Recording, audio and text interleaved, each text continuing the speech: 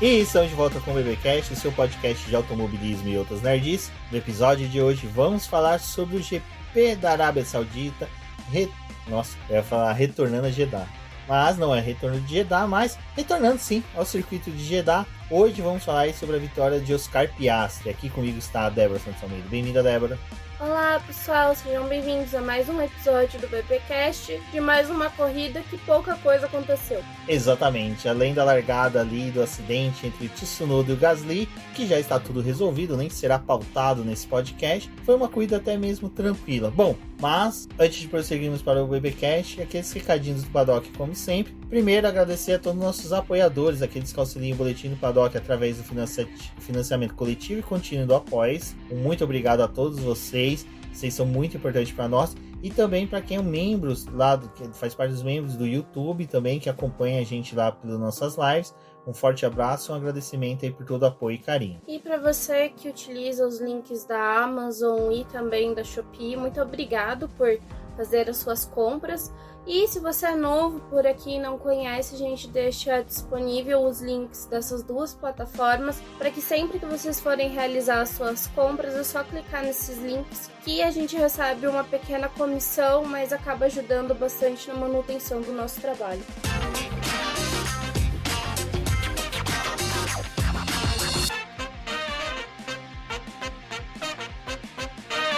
Bom, no último BBcast a gente comentou ali que tinha sido sacramentado, decidido de vez que os V10 não retornam agora para a Fórmula 1. Então, se você quer saber o porquê, o que foi decidido ali, retorne no BBcast anterior. Mas esse assunto ainda tá dando o que render, porque a nossa querida Mercedes foi uma das que mais bateu que não deveria, que não queriam que mudasse para o motor V10, já que ela tinha todo um desenvolvimento no motor atual e no próximo motor de geração da temporada 2026, e que se mudasse para os V10 ela não teria como produzir esses motores. Eu achei muito estranho que uma fabricante que está há mais de 100 anos no mercado, fabricou por muitos anos motores V10 para a própria McLaren, não saberia construir esses motores. Uma desculpa esfarrapada muito boa, porém essa semana, se eu não me engano, o jornal Marca, eu não lembro agora o nome do jornal espanhol, relatou que a Mercedes estaria falando que os motores de 2026 são muito fracos, que eles não resistiriam a uma reta como é a de Monza, por exemplo. Chegaria na metade da reta, a parte elétrica não teria mais eficiência e o carro teria, ao final daquela reta, a velocidade de um Fórmula 2. A gente está tendo aí essa discussão do que vai acontecer com o motor de 2026, porque já tava rolando algumas reclamações, a Red Bull já tinha falado algumas coisas sobre o motor, a Ferrari tinha demonstrado um maior interesse de ir para os motores V10 a ficar com esses motores que são híbridos, e agora tá sendo pautada essa questão da perda de potência do motor, da redução dos cavalos no motor de combustão e também do grande problema que está sendo o recarregamento da bateria, né, dessa parte elétrica do motor, porque o que foi definido para 2026 é que o motor elétrico ganharia mais autonomia, ele seria responsável por 50% do desempenho do motor, né? E teria os outros 50% que seria do motor a combustão. E isso tá gerando muita discussão, porque tá vindo várias informações e, assim, nesse momento a gente não sabe exatamente o que é verdade, o que não corresponde. Essa questão de perder velocidade dos carros já é algo que tá gerando muita controvérsia na Fórmula 1, porque quando mudou o regulamento ali para a temporada de 2022, né, que teve a introdução dos novos regulamentos, os carros a gente viu que eles realmente ficaram mais lentos. E só agora em 2025, depois desse tempo de regulamento, que os carros começaram a quebrar alguns recordes anteriores a eles. E que demorou muito tempo para esses carros serem rápidos ou corresponderem à velocidade que é esperado de um carro de Fórmula 1. Mas isso é só por causa do motor? Não, até porque o motor tá congelado, né? Nesses últimos anos o motor está congelado. O que aconteceu foi um desenvolvimento aerodinâmico dos carros que permitiu que eles se tornassem mais rápidos. Mas isso foi uma coisa que demorou de temporada para temporada. Também tinha uma certa resistência quando esse regulamento foi introduzido. Agora tá tendo novamente essa pauta porque o regulamento de 2026 é focado principalmente no motor. Então, as fornecedoras, né, estão aí nessa dificuldade de fazer a produção do motor para as exigências da Fórmula 1, mas também de, não perder velocidade, não perder muita coisa nos novos carros, porque a gente tá falando de Fórmula 1, né? Numa competição em que os carros precisam ser mais rápidos que as outras competições. Não pode simplesmente vir com motor de Fórmula 2, né? Até porque, se for assim, a Alpine vai agradecer bastante. Não, se for assim, é o Fernando Alonso que ano que vem corre com o motor Honda, vai ter motivos de sobra para chamar de GP2 again, né? Novamente o motor Honda. Mas o que mais me chamou a atenção foi esse lance da Mercedes, né? Que foi a primeira a falar que não conseguiria montar um motor, construir um motor que ela já construiu no passado. E é a primeira a alarmar que o motor vai ser mais fraco do que os atuais. Assim, eu vou ser sincero, eu entendo a evolução do automobilismo, eu entendo da evolução da eletrificação, mas eu acho que a Fórmula 1 é uma categoria que precisa participar desse cenário, sabe? Eu acho que ela já fez o papel dela, já demonstrou que a eletrificação, os motores híbridos são uma alternativa inteligente para a mobilidade elétrica, para a mobilidade mais sustentável, mas a utilização de combustíveis sintéticos, combustíveis mais limpos, é uma alternativa também que ninguém está explorando, que seria interessante. Ninguém está explorando não, né? A Indy explora, mas também é um etanol ali que só a Indy utiliza, né? Não é um etanol que está aberto a consumo no mercado, então também não tem muita validade. Estou falando na questão de debate. Enfim, torcer aí para que nos próximos meses se resolva logo, porque nós estamos já no mês 4, indo para o mês 5 do ano, e até agora não temos nada do carro de 2026, né? É só reclamação, né? Reclamação das equipes falando que não vai conseguir reduzir o peso, não vai conseguir reduzir o tamanho que a Fórmula 1 quer. Agora o debate do motor, porque assim, a gente teve o debate lá dos V10 e eles ainda estão discutindo coisa para 2026. Então o pessoal tá trabalhando com o que tem para produção dos motores e para produção dos carros de 2026, só que tem muita coisa que não foi batido o martelo, que não tá definido. Como é que você monta alguma coisa desse jeito? Aí chega lá na frente e eles falam, não, isso daqui que você pesquisou, isso daqui que você tá vendo do regulamento, desculpa, isso daí tá ilegal, não funciona. Você vai começar a temporada de 2026 com um monte de carro ilegal? Ai, olha.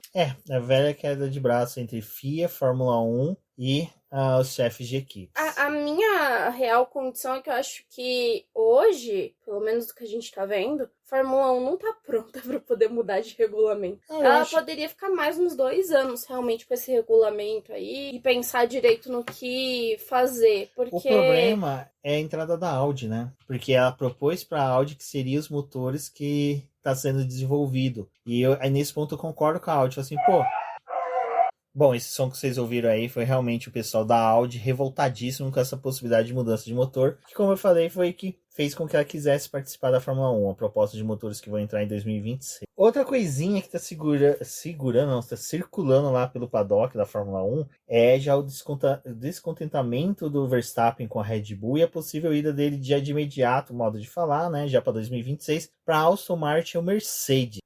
Isso aí vai ser algo que vai ser requentado direto, ainda mais que os contratos dos pilotos estão sempre aí em Berlinda, muitos pilotos só têm contrato para esse ano. A gente tem a historinha também de que muitos acionistas ali da Aston Martin não estão contentes com a permanência do Lance Stroll, apesar do Lawrence ser o cara que manda ali. Tem a questão também de que a Honda estaria indo para a Aston Martin, gostaria de levar o Verstappen.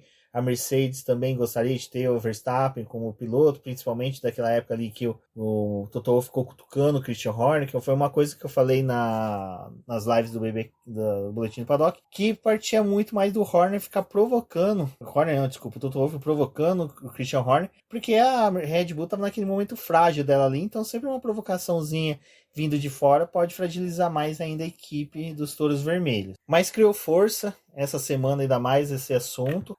Eu vou ser sincero, eu acredito que o Verstappen não deva sair tão cedo assim da Red Bull, porque primeiro tem mudança de regulamento, você não sabe como vai ficar o cenário para o ano que vem, mesmo estando o Adrian Newey na Aston Martin, não é regra que ele vai entregar um carro 100% campeão já de início. A gente vai lembrar da mudança de regulamento que teve ali em 2014, por mais que os motores foram muito efetivos, também demorou para o carro da Red Bull começar a render. A gente só vai ver um carro da Red Bull campeão nessa nova era aqui em 2021, ainda campeão, tudo que aconteceu ali no final do ano. Só nessa temporada agora, com esse novo regulamento, que a gente viu realmente aí um carro competitivo desenhado pelo Adrian Newey. Então, muita calma ao assegurar que a Aston Martin vai entregar um carro campeão e até mesmo que possibilite trazer o Max Verstappen para a equipe. Eu acho que esses rumores, né, o que o Rubens falou, vai circular ao longo do ano, principalmente porque depois da mudança do Hamilton para a Ferrari, o Verstappen é uma das peças mais importantes do grid, né? E se ele decidir fazer uma mudança como essa de equipe, agora tem muito mais questão para a Red Bull resolver, né? Além de estar tentando ali com o Tsunoda conseguir algum resultado, ela é uma equipe que dificilmente assim vai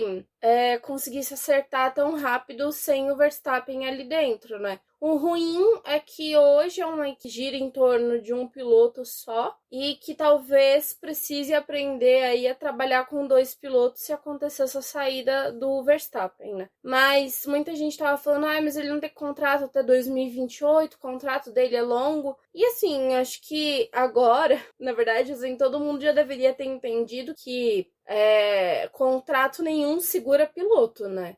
Os contratos têm cláusulas de desempenho, então as equipes podem fazer mudança em qualquer momento, e tem cláusula de desempenho tanto para o carro que a Red Bull tá entregando para o Verstappen, quanto do Verstappen ter desempenho para a Red Bull. Eles podem romper algo normal que poderia acontecer antes de 2028 sem nenhum problema. Agora, eu acho que o que vai pautar se o Verstappen de fato vai sair da equipe é o que ele tá vendo ali dentro, né? Porque essa questão do motor que a gente abriu falando o programa pode ser uma decisão por ele estar ali dentro e vendo o que tá sendo discutido, o que tá acontecendo com esse motor. Ele poderia levar em consideração para deixar a equipe, mas aí também teria que ver o que a Mercedes ou a Aston Martin ali com a Honda conseguiria apresentar de plano para ele para os próximos anos.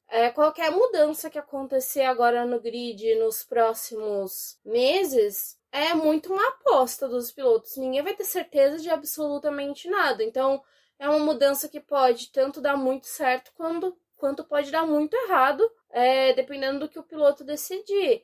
Mas o que a gente pode dizer é que, assim, ainda tem assentos disponíveis para 2026 e se o Verstappen decidir chutar o barco aí, provavelmente ali na Mercedes, com a equipe que está apostando no Antonelli para poder ser o futuro do time nos próximos anos, quem rodaria seria o Russell, né? E o contrato do Russell também não está definido. É um piloto que nessas últimas semanas o pessoal tá falando, né? Tanto que a Mercedes vai pagar um valor muito alto para ele ficar, quanto outros sites falando que não, que ele tá nessa corda bamba aí porque pode vir o Verstappen, né? E ele não seria o favorito com o Antonelli na equipe. Então, acho que é um momento, assim, de indecisão, mas não tem nada definido até o final do ano. E depois da etapa que a gente teve um Verstappen falando muito mal do carro durante o fim de semana e no domingo um pouco mais positivo, que eu também acho que vai ser uma forma que o Verstappen vai lidar com os próximos meses, assim. Dificilmente a Red Bull vai conseguir entregar um carro redondinho para ele e a gente vai ver explosões dele de descontentamento com o carro e também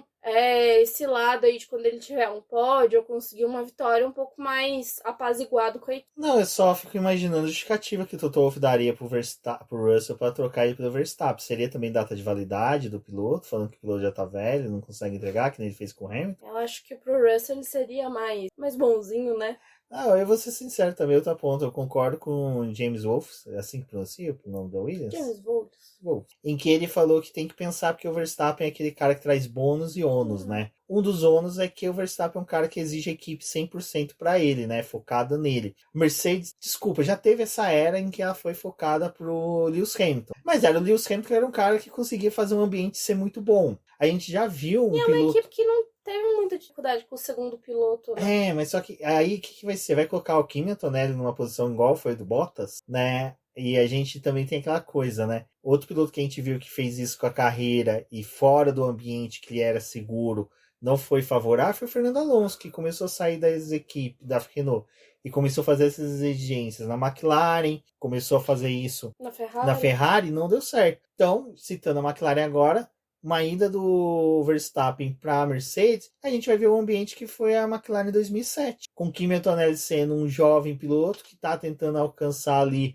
a glória eterna com um futuro título, vendo essa possibilidade ameaçada com a chegada de um multicampeão. E aí, o que o Toto Wolff vai fazer? Eu vou ser sincero, eu acredito que o Toto Wolff não é um cara, um chefe de equipe, um gestor, que ele tenha, assim, capacidade emotiva para conseguir fazer isso. Eu acho que a gente chegou num ponto que, assim, seria muito bom ver o Verstappen em uma outra equipe, pra poder ver aquela mesma coisa que aconteceu com o Vettel, né? Depois que você perde uma equipe que tá trabalhando completamente com você, que você fica realmente limitado ao trabalho da equipe, aí a gente tem uma versão de piloto, né? Mas você indo para um outro time que tem outras abordagens, ia ser interessante ver como que o Verstappen ia se desenvolver, se ele realmente vai conseguir segurar essa característica aí de ser um multicampeão, ou se ele vai acabar definhando, né, em outro time, assim, que não ofereça exatamente pra ele. Mas acho que é um momento, assim, bem decisivo, porque é óbvio que olhando pro Verstappen a gente vê que ele é o piloto da Red Bull, ele é a cara da equipe hoje, né, ele é a cara da marca. É aquele piloto que é muito sustentado pelo time. Mas se ele decidir arriscar também, ninguém sabe o quanto tempo que ele vai durar na própria Fórmula 1, né? Se ele vai querer isso. Até porque acho que o Verstappen é um dos pilotos que é bem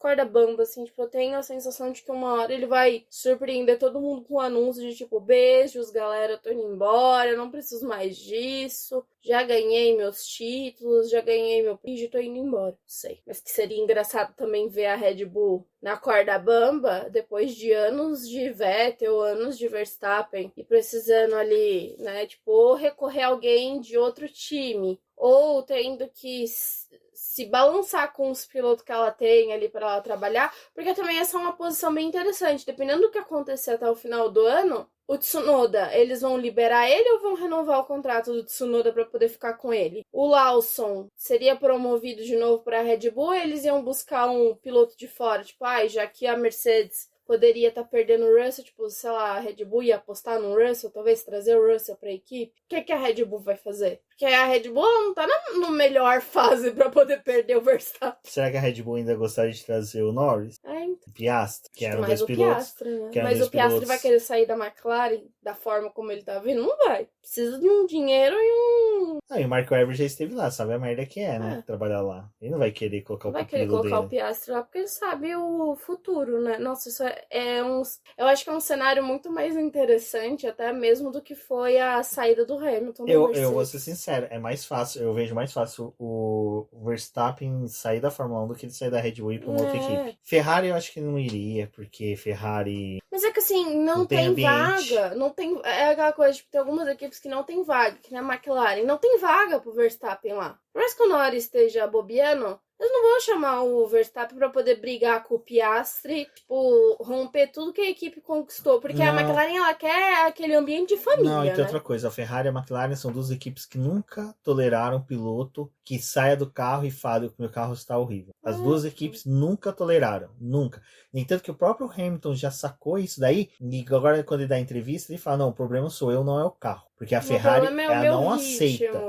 Teve dois motivos. Um, por causa que realmente ela é um ambiente assim, ela é um ambiente arcaico, e também por causa que ela sabe que a imprensa, tanto italiana como a inglesa, compra o que os pilotos falam e vende de uma forma astronômica. Então, assim, compensa se trazer um cara bocudo como foi o Verstappen e como o Alonso já foi para essas duas equipes. Bom, chega de Verstappen sobre isso, vamos falar da pole dele, né, Débora? Não, antes de falar da pole dele, temos que falar do nosso terceiro erro, pedido de música do Lando Norris no Fantástico, que pela terceira vez ele erra em classificação. Errou na classificação da sprint do GP da China, aonde custou preciosos pontos para ele. Ele errou também ali no Bahrein, aonde ele não chegou a se classificar tão bem, teve que fazer uma corrida de recuperação. Novamente agora, errou no Arábia Saudita, e dessa vez foi um erro muito mais crasso, que acabou batendo. Ele errou no mesmo ponto em que houve, se não me engano, no mesmo lugar do acidente do Gasly, do Tsunoda, e também tinha sido o Mick Schumacher na temporada passada, retrasada no caso. Então assim, o Lando Norris, ele tá precisando realmente, assim, saber lidar com o que ele tem na mão. Ele tinha um carro muito bom, tava com uma velocidade muito boa, ele podia não ter conquistado a pole, mas ele poderia ter conquistado ali um P3 que daria vitória hoje para ele na corrida. Então ele tem que ser, eu acho que hoje, muito mais um Alan Prost da vida do que um Ayrton Senna, um cara que sabe lidar com o que tem na mão, acompanhar o ritmo dele do carro para poder obter a melhor pontuação. É lógico, o piloto tem que ser aguerrido. O que mais irrita nesse momento é que ele tinha tudo pra ele não precisa se esforçar muito, sabe? Pra poder brigar com os outros. Porque agora a McLaren, ela tá naquela posição em que os adversários vão começar a trazer as atualizações. Então os carros, né, da Ferrari, da Red Bull, talvez tenham uma melhora. A McLaren vai passar pelo processo da ASA lá, que vai acabar enrijecendo mais, que a FIA vai ir atrás de tudo isso. Então pode ser que a McLaren também perca um pouco de ritmo. E era para agora o Norris ter feito essa rodada tripla tranquilo, né? Conseguido mais resultados positivos do que negativos. E eu acho que a classificação volta para aquilo do que a gente já tinha abordado do Norris no ano passado, né? Quanto que o mental dele cobra a posição dele no carro. Porque ele sabe que ele estava ali num ambiente de pressão, era um Q3 que eles tinham basicamente 2 voltas rápidas só para poder fazer, né, o que dá. Tinha o problema ali do pneu e logo na primeira saída ele já bateu o carro. E aí dificultou para todo mundo, né, ficou muito pior, assim. E tudo bem, ele deu uma sorte de ter largado em P10, porque a McLaren teve como repor as peças que quebraram e não precisou mudar a configuração do carro, mas ele poderia, num circuito como esse, ter quebrado muito mais coisa no carro e ter largado dos boxes, sabe? Olha o prejuízo que você deu numa batida. Então mas é o que eu pontuei, ele precisa ter noção de que ele não precisa realmente ir além do limite, não precisa, se ele entregar o básico, ele tá ali numa classificação melhor, sabe? E o Piastri, acho que meio que já entendeu isso. Sim, né? O Piastri, que ano passado era a reclamação corriqueira de classificação, que não se classificava bem, esse ano tá se classificando muito melhor mesmo. E aí a gente chega nesse encerramento de rodada tripla, em que o Norris entrou como líder, era um líder ali, tinha a aproximação do Verstappen, mas ele termina a rodada tripla atrás do companheiro de equipe, por causa de um erro de classificação e por conta de uma corrida que foi mais difícil de progredir, né? Porque, é o circuito de Jeddah, tinha aquela coisa de ele favorecia mais ultrapassagens, era esperado que as estratégias fossem melhores, mas a corrida não se desenhou como todo mundo pautou antes do evento começar. Então, assim, também foi uma corrida que os pilotos ficaram presos atrás do trenzinho de DRS ali, teve o problema do superaquecimento dos pneus, que se não fosse também aquele abandono do Tsunoda e do Gasly, eram mais 2 carros que o Lando precisava ultrapassar. Então ele também chega nessa posição ali de terminar a corrida em 4º lugar,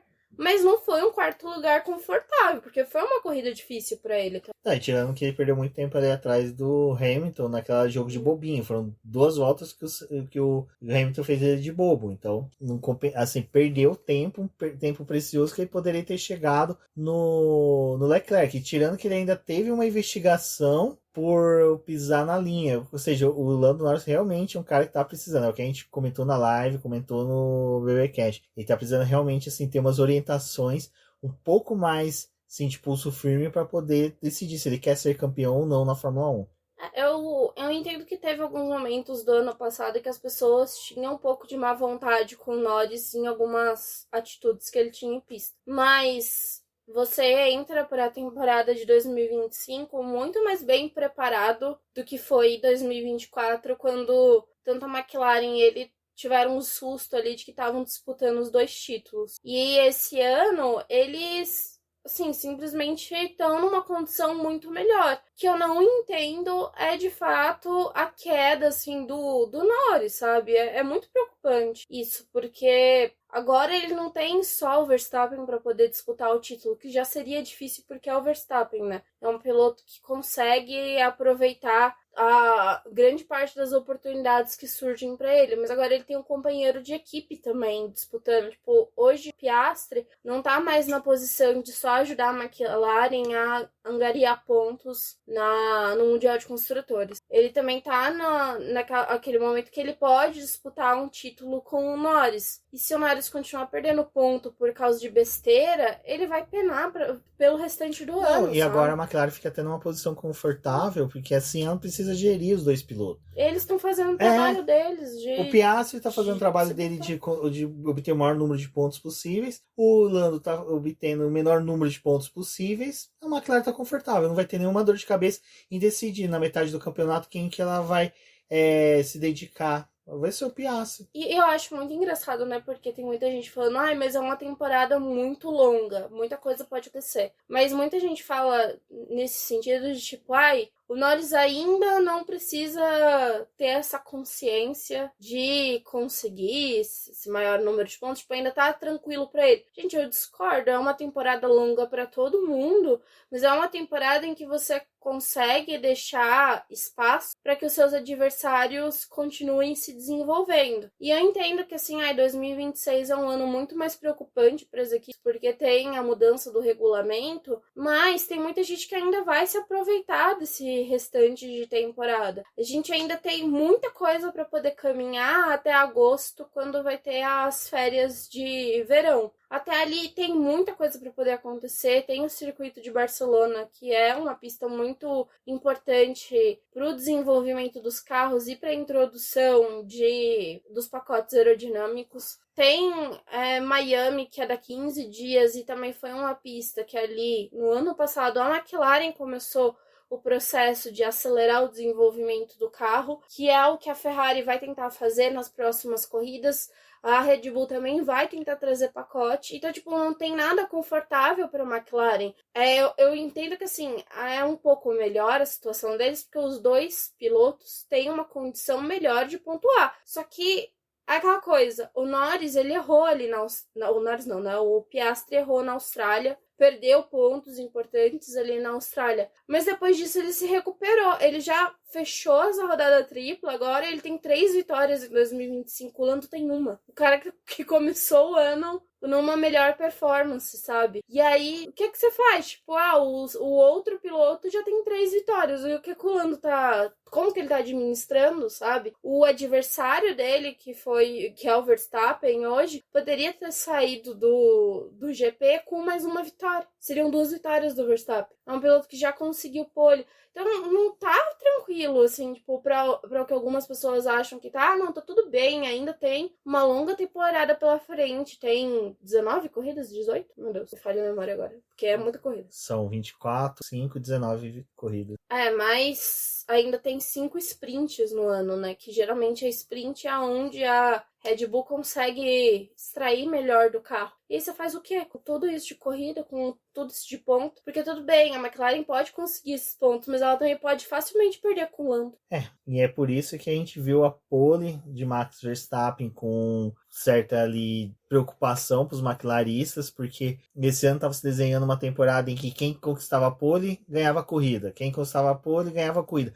Porém, a pole de Max Verstappen foi uma pole até que teve uma ajudinha externa, onde que ele pegou um vácuo ali do Tsunoda, e o Tsunoda ajudou ele a conquistar a pole. Então, no braço, realmente ele ficaria atrás do Piastri. Então, o Piastri ali no braço foi conquistar a sua vitória. Na primeira curva, Piastri já disse que ele pensou antes da corrida que ele não aceitaria estar ao final da primeira curva em segundo lugar, ele estaria em primeiro. Que é uma coisa que a gente vem cobrando dos adversários do Verstappen há muitos anos. O único adversário do Verstappen que atuou dessa forma foi o Lewis Hamilton. Os demais, sempre com uma coisa que é sempre a nossa crítica, que é falta o sangue nos olhos, falta um pouco de raiva, ira dentro deles. Parece que o Piastri, dentro da calmaria dele, existe todo um mar nervoso que fez com que ele, ali na primeira curva, fizesse a curva de uma forma com que o Verstappen teria que escolher ou sair para fora da pista ou reduziria a velocidade. O Verstappen optou por ser fora da pista e foi punido por não devolver a posição para ele. Acho que isso é muito legal, né? Porque a gente tá falando tanto do Lando, mas o Piastri agora ele tá se colocando numa posição que ele é um grande desafiante pro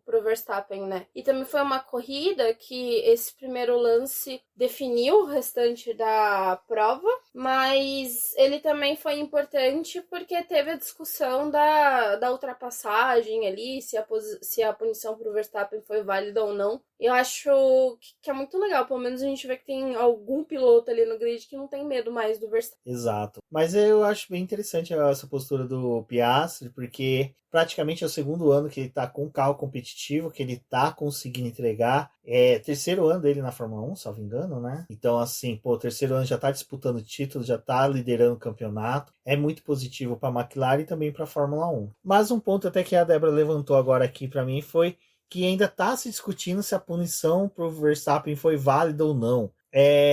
Eu concordo com uma coisa que o Giafone falou na transmissão e eu falo para vocês. O único lado bom realmente de assistir a transmissão da TV Bandeirantes é o Giafone. O Giafone manda muito bem e mais por mim em casa a gente tem que assistir em português porque meu inglês é um inglês assim das Ilhas das Malvinas, é horrível. Então eu gosto de ouvir, mas assim eu consigo desligar na hora que não é para ouvir a transmissão e na hora que o Giafone, parece que minhas anteninhas de vinil conseguem atuar bastante. E ele falou uma coisa que é interessante. A punição do Verstappen foi muito mais porque o Verstappen tem esse costume de um lugar que ele vê que ele não vai fazer ultrapassagem, ele se coloca por dentro para que o piloto force ele para fora, ele corte a curva e depois a primeira coisa que ele faz, já abre a rádio falando, me jogou para fora, ele me forçou. Não é a primeira vez, não é a segunda, nem a terceira vez que o Verstappen faz isso. Então, assim, é algo corriqueiro dele. É uma manobra que ele fazia antes e colava. Agora não tá colando mais. O pessoal percebeu que, você faz isso pro cara forçar você para fora e você administrar essa questão através dos rádios, com uma postura um pouco mais, não, mas eu que tô sendo vitimizado, eu que tô sendo punido aí pelo sistema, eu posso dizer. Eu acho que foi uma manobra que o pessoal cobrou muito, né? Falou muito, acho que até tentou comparar com a corrida do ano passado do México, se eu não me engano. E se a gente pode também falar alguma coisa com relação à punição, é que ela foi atenuada, né? Era uma punição para 10 segundos, depois o Lawson tomou uma punição semelhante por cortar e ganhar vantagem, e ele recebeu 10 segundos, até porque as punições têm tendido a ser um pouco mais duras, mas foi atenuado por ser na primeira volta da corrida, logo depois da largada, né, e na segunda curva do circuito. Só que, assim, foi uma punição que é o que o Rubens falou, o Verstappen ele tem essa posição dentro da pista de fazer isso com os adversários, né? Ou você me dá espaço, ou você bate em mim, e o restante, que se vire. E eu acho que foi também importante o momento ali da punição ter acontecido num período de safety car, porque aí as coisas ficam mais... o ritmo da corrida fica neutro, né? Então os comissários ali ali tem um tempinho de folga para poder analisar o que aconteceu. Então, pelo que eles tinham ali de vídeo e tudo mais, eles resolveram punir sim o Verstappen e não teve conversa. Logo depois que o safety car saiu da pista, eles já divulgaram a punição. E aí a gente tem realmente aquele negócio dos rádios, do Piastri falando que foi culpa do Verstappen, o Verstappen tentando jogar pra cima do Piastri, mas é um posicionamento em que, assim, eu acho que é interessante até os comissários não deixarem passar quando acontecer essas coisas, de trazer logo a punição, e pra mim, pelo menos assim, eu achei que foi válido a tomada de decisão. Na verdade, eu nem esperava que isso fosse acontecer por ser a primeira volta da corrida. É que a questão de quando tem punição com o Verstappen, a Red Bull adota uma postura que eu acho que é muito errada, que é que nem o Christian Horner pegou fotos pra, numa coletiva de imprensa com jornalistas, falar, olha, o Verstappen tava mais à frente, não sei o que. Vou levar isso pra FIA, faz sabe? todo escândalo, né? Ele faz todo um escândalo, faz toda uma encenação. Como se a Red Bull fosse super injustiçada. Então assim, pô, eu acho, cara, dá um tempo, né? Não precisa disso. Sabe, a gente precisa agora de uma pausa. Vou agradecer a todo mundo que ouviu o BBcast até aqui. Próxima etapa é Miami?